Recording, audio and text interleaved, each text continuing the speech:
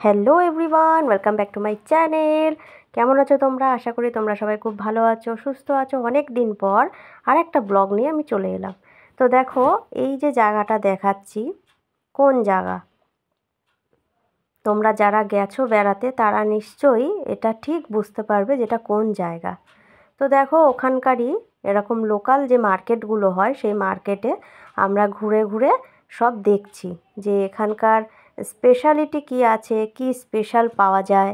তো এইসবই দেখছি। তো বাচ্চারা টুকিটাকি কিছু মানে কিনেছিল, ওদের যেসব খেলনা বা কোনো ক্যাপ এই টাইপের কিছু। তো এখানে তো মানে শঙ্খ আর শাঁখার ভ্যারাইটি প্রচুর আছে।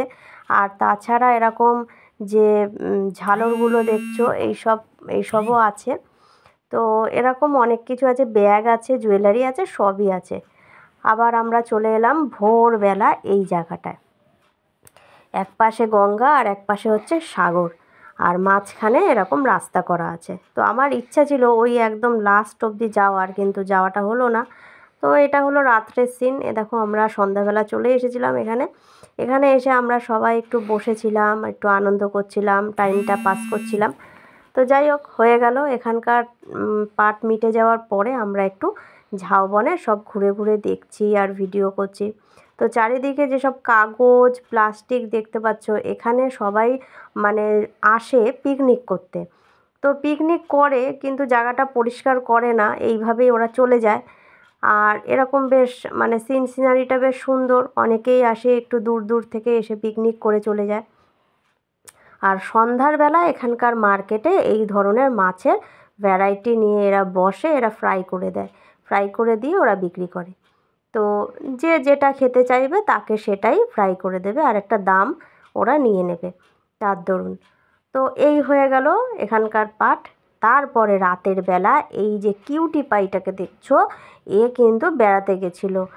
এ এরকম যাওয়া মাত্রই আমি ওকে দেখা মাত্রই কোলে তুলে নিয়েছিলাম, খুব আদর করেছিলাম। তো রাতের বেলা আমার কাছে এসেছে, আমি যেই কোলে নিয়েছি আস্তে আস্তে দেখি ঘুমিয়ে পড়েছে।